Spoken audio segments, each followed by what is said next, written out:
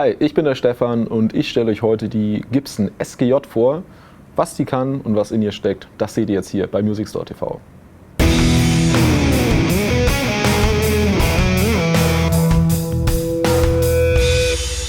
Bei dieser Gitarre handelt es sich um eine echte Gibson zum kleinen Preis.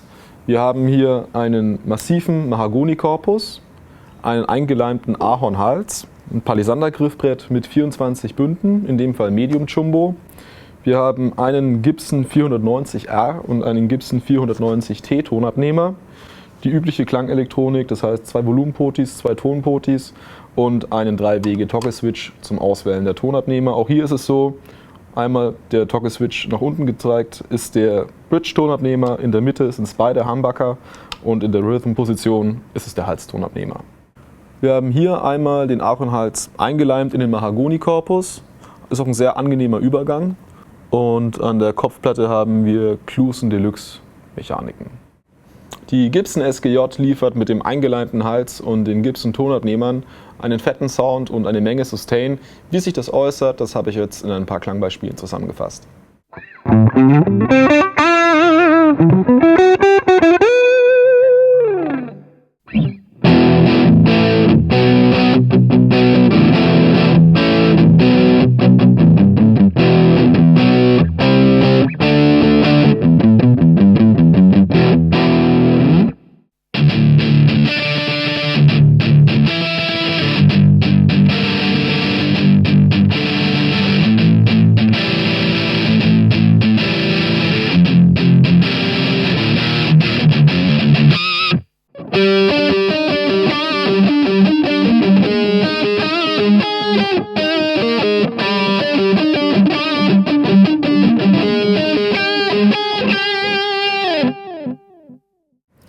Ihr habt es gehört, typischer Gibson-Sound für kleinen Preis.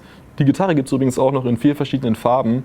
Wenn ihr Interesse habt, also eine echte Gibson zu einem guten Kurs zu bekommen, dann schaut vorbei bei uns im Laden in Köln-Kalk oder guckt vorbei auf www.musicstore.de.